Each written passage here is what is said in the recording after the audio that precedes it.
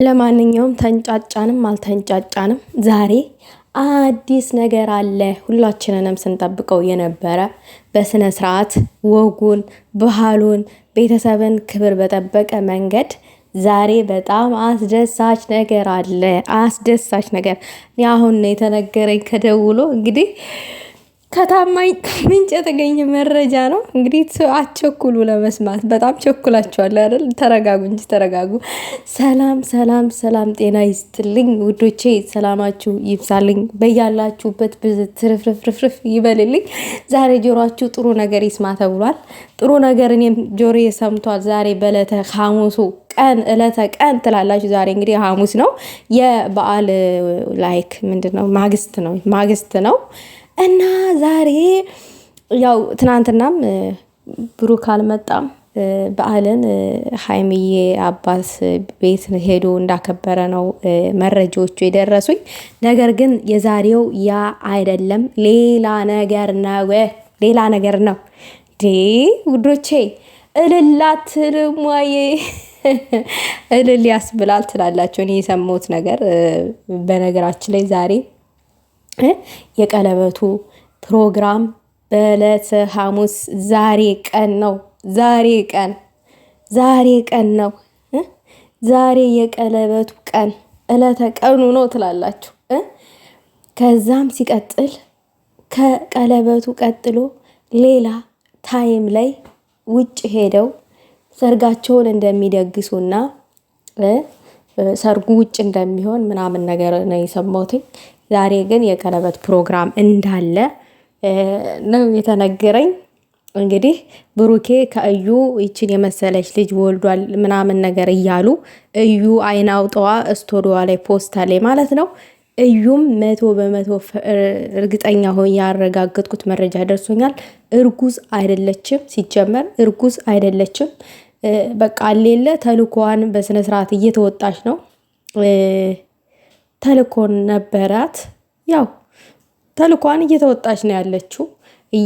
ባበጣብጣቸዋለች። ነገር ግን ደግሞ ብሩኬና ሀይሚ ተበጣብጠውም አልቀሩም። ዛሬ የመበጣበጫቸው ምንድነው ላይክ ፍሬ አፍርቷል እንትናቸው ማለት ነው።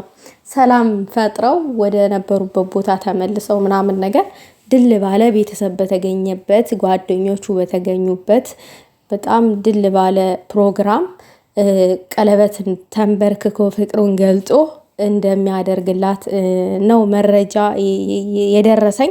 ሌላው ነገር ደግሞ ማለት ነው ብሩኬ አንዳንድ ቅምጦች ያወዛግቡታል እንጂ ቅማምዬን እኔ ያለ ቅማምዬ ህይወቴ ባዶ ነው ብሎ እንደተናገረ ነው ከካሜራ ጀርባ ዛሬ የሰማሁት። ይሄም በጣም አስደስቶኛል። እውነት ነው፣ ወጥ ያለ ማጣፈጫ አይሆንም። ብሩኬም ያለ ቅማምዬ ሊሆንልህ አይችልም። ምክንያቱም ስታወራ ስትሳሳት ኮርኮም የምታረገህ የምትመልስህ ቅማምዬ ናት። እና ለዚህ ንግግር ይቅርታ። ሚስት የባሏ ራስ እንደመሆኗ መጠን ነው። በነገራችን ላይ እኔ እንደ ቅማምዬ ቅምም ያልኩ ሰው በሆነ ራሱ ደስ ይለኛል። ምክንያቱም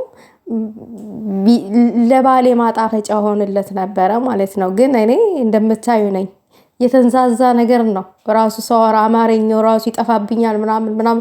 ያፍ መፍቻ ቋንቋ አማርኛ ነው፣ ግን እኔ አላቅም ወዴት ሄዶ እንደተወለጋገደ ራሱ አላቅም። ያሳፍረኛል ራሱ። ለማንኛውም ግን እንኳን ደስ አላችሁ፣ እንኳን ደስ አለን። 12 ሰዓት ዛሬ ለየት ያለ ቪዲዮ ነው የሚለቀቅልን። እሱም የቀለበት ፕሮግራም ነው የሚለቀቅልን።